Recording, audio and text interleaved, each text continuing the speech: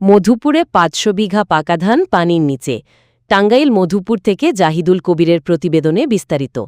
টাঙ্গাইলের মধুপুরে গত ২ দিনের ভারী বর্ষণে প্রায় ৫০০ বিঘা ধানি জমি পানির নিচে ডুবে গেছে।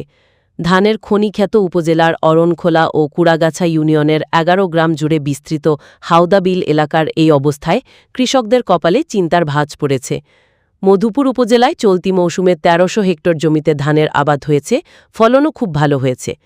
এর মধ্যে মধুপুরের ঐতিহ্যবাহী হাওদাবিলে বিস্তৃতি কাকরাইদ, সাইনামারি, ভুটিয়া, গাছাবাড়ি, জলছত্র, পিরোজপুর, পলাইটেকি, মালিবাজার, কামারচালা, বলাইতপাড়া এলাকার প্রায় শতাধিক হেক্টর জুড়ে ধানের আবাদ হয়েছে। এই বিলে সচরাচর একবারই ধান চাষ হয়। বর্ষা মৌসুম শুরুর আগেই তারা ধান কেটে ঘরে তোলেন। এবছর সেই ধান পানিতে তলিয়ে গেছে ২ দিনের ভারী বর্ষণে, ফলে কৃষকের স্বপ্ন মাটি হয়ে গেছে। কাকরাইদ গ্রামের কৃষক আবুল হোসেন জানান, হাওদা বিলে বছরে একবার ধান হয়, তবে যে ধান হয় তা দিয়েই সংসার চলে। গত বছর ২ বিঘা জমিতে ৬৮ মণ ধান পেয়েছিলেন। এবার বর্গা জমি ৫ বিঘা আবাদ করেছেন, ধানও ভালো হয়েছে, কিন্তু একদিনের বৃষ্টিতে সব ডুবে গেছে।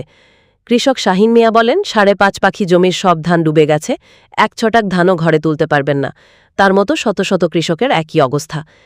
এ ব্যাপারে মধুপুর উপজেলা কৃষি কর্মকর্তা রকিব আল রানা বলেন, জমিতে বোরো চাষাবাদ হয়েছে।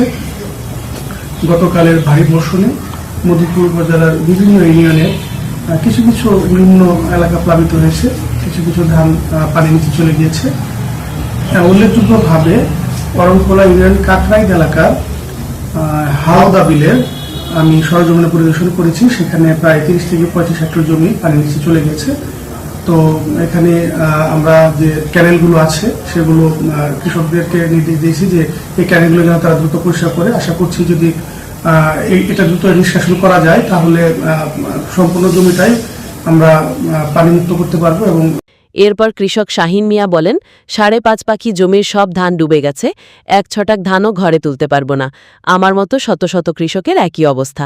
আমরা ধান কাটা নেই, কিন্তু এই বছর ধানটা মাত্র পাইতে আইলো, এই হঠাৎ করে ২ দিন রাত্রে বৃষ্টি ধান তলাই গেল।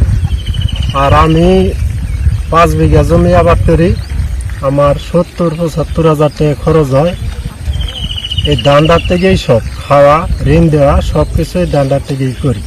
কিন্তু গেছে বছর ২ বিঘা জমিতে ধান হয়েছিল আমার ৬৮ মণ। এবছর ধান ওই রকমই হয়েছিল, কিন্তু ধান কাটা হইলাম না।